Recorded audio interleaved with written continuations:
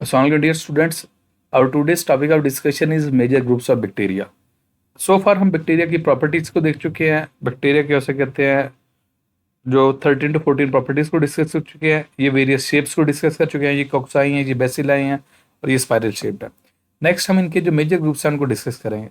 The domain bacteria is divided into numerous groups. For example Proteobacteria, इसकी example Escherichia coli है, Rhizobium है, Helicobacter pylori.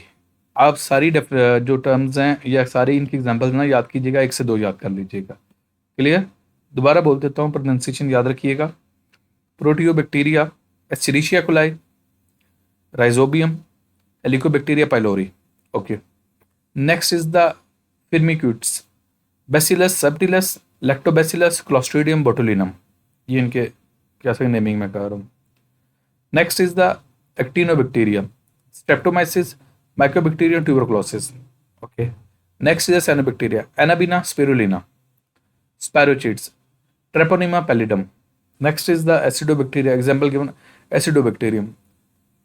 Next is the Equifici, Equifix pyrophilus. ये इनकी जो scientific naming है ये आपने याद कर लेनी है. मैंने आपको क्या उसे कहते हैं, जनरल बात करता हूँ. जब हम बायो की बात करते हैं ना, हमारे यहाँ पे क्या उसे कहते हैं, लिविंग ऑर्गेनिज्म साइंटिफिक नेम्स हैं, बायोलॉजिकल नेम है. जिस तरह ह्यूमन का होमोसेपियंस है, कैसे कहते हैं, घास की बात कर लो, कैनोडॉन डेक्टाइलॉन है. चावल की बात कर लो, ओरिजा सेटिवा है. क्लियर? तो ये वेरियस है. तो इस तरह बैक्टीरिया की भी नेमिंग है. एनीवेज, नेक्स्ट जो डोमेन है दैट इज द डोमेन यूकैरिया. और ये याद रखिएगा, ये सबसे बड़ी डोमेन है. इसके अंदर सबसे ज़्यादा किंगडम्स हैं. इसके अंदर क्या हो सकते हैं, आपका प्रोटिस्टा भी आ जाएगा, फंजाई भी आ जाएगा, प्लांटी भी आ जाएगा, एनिमेलिया भी आ जाएगा. 4 किंगडम हो रहा है, protista, fungi, Plantae and Animalia. The domain Eukarya encompasses all organisms with eukaryotic cells, which are fundamentally different from prokaryotic cell of bacteria and archaea. Okay, ये different होते हैं definitely.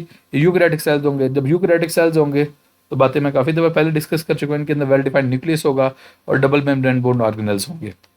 Here are the general characteristics of the domain Eukarya that justify its classification as a separate domain. अब इनके कुछ क्या उसे कहते हैं फीचर्स हैं, देखते हैं. सबसे पहले सेल स्ट्रक्चर आ जाएगा, क्योंकि आपको पता है cell is the basic structure and functional unit of living organism. They possess eukaryotic cell with, अब वो बता रहे यूकैरियोटिक सेल क्या चीज़ है. With true nucleus enclosed by a nuclear membrane होगी, न्यूक्लियस के इर्द, ठीक है. Cells have membrane bound organelles, mitochondria, chloroplast. अब क्लोरोप्लास्ट प्लांट और एल्गी में है. अब क्वेश्चन आता है एनिमल्स में क्यों नहीं है, क्योंकि एनिमल्स फोटोसिंथेसिस नहीं करते.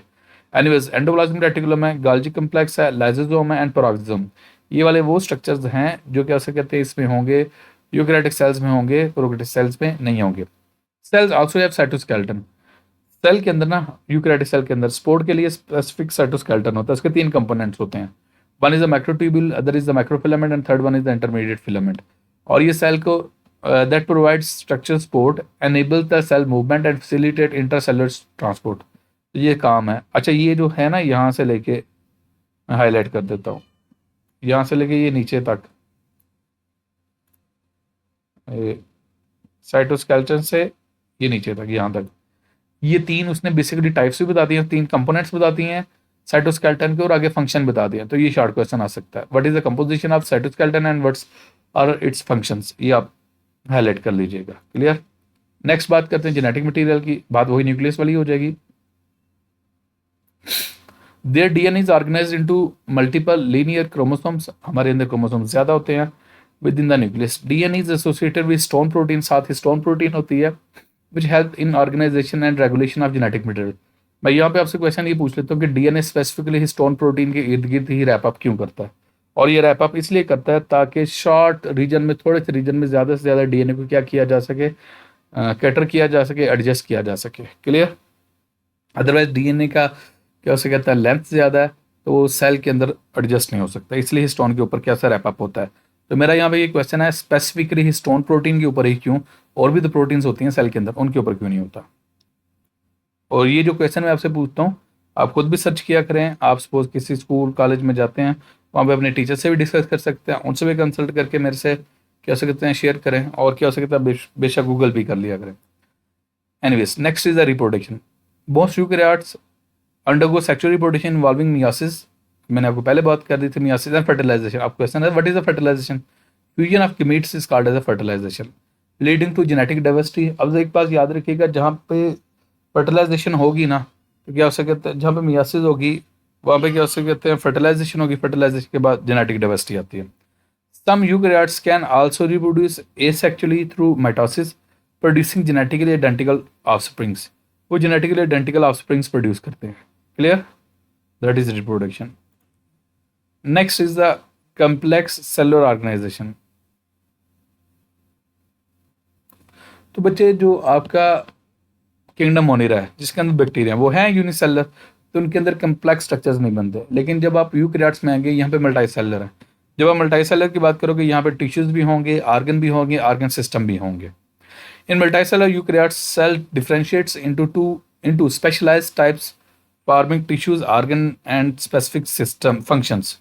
तो हमारे अंदर ऑर्गन के ऑर्गन सिस्टम्स भी हैं, जिस तरह डाइजेस्टिव सिस्टम है, स्केलेटल सिस्टम है, सर्कुलेटरी सिस्टम है, रिप्रोडक्टिव सिस्टम है, रेस्पिरेटरी सिस्टम है। These are the different system present in our body.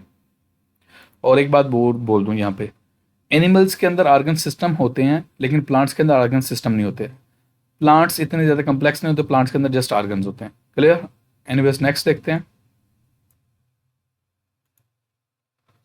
Deal. Next is evolutionary relationship. जब एवोल्यूशनरी रिलेशनशिप की बात करते हैं, eukaryotes are believed to have originated through endosymbiosis. उनमें एंडोसिम्बायोसिस होती है, where certain prokaryotic cells such as mitochondria and chloroplast were engulfed by a host cell leading to a symbiotic relationship। तो ये जो है ना, एक टर्म मैं आपको बोलता हूँ, एंडोसिम्बायोट थ्योरी। आप ये क्या हो सकता है, एंडोसिम्बायोट थ्योरी को गूगल पे सर्च कीजिएगा तो समझिएगा, नहीं तो मैं आपको नेक्स्ट लेक्चर में एंडोसिम्बायोट थ्योरी का बता दूंगा। बेसिकली यहाँ पे कंसेप्ट पता क्या, हम कहते हैं यूकैरियोटिक सेल में जो माइटोकॉन्ड्रिया और क्लोरोप्लास्ट है ना, ये दो से ऐसे ऑर्गेनल्स हैं जिनका अपना क्या उसे कहते हैं डीएनए होता है। अब क्वेश्चन आता है, ये दो डिपेंडेंट इन क्या ऑर्गेनल्स तो हैं, ये यूकैरियोटिक सेल में है लेकिन इनका अपना डीएनए है, और इनके अंदर राइबोसोम जो होता है ना वो प्रोकैरियोटिक सेल वाला होता है, 70s का होता है। अदरवाइज बाकी जो यूकैरियोटिक सेल पूरा होता है उसके साइटोप्लाज्म 80s होता है। तो क्वेश्चन आते हैं इनके अंदर अपना इंडिपेंडेंट क्या उसे कहते हैं डीएनए क्यों है, और इनके अंदर 70s का राइबोसोम क्यों है। अब इस क्वेश्चन का जो आंसर है ना वो एंडोसिम्बायोट थ्योरी में है। उसको आप रीड कीजिएगा, जो भी क्वेश्चन होगा मेरे से पूछ लेगा। Thank you so much.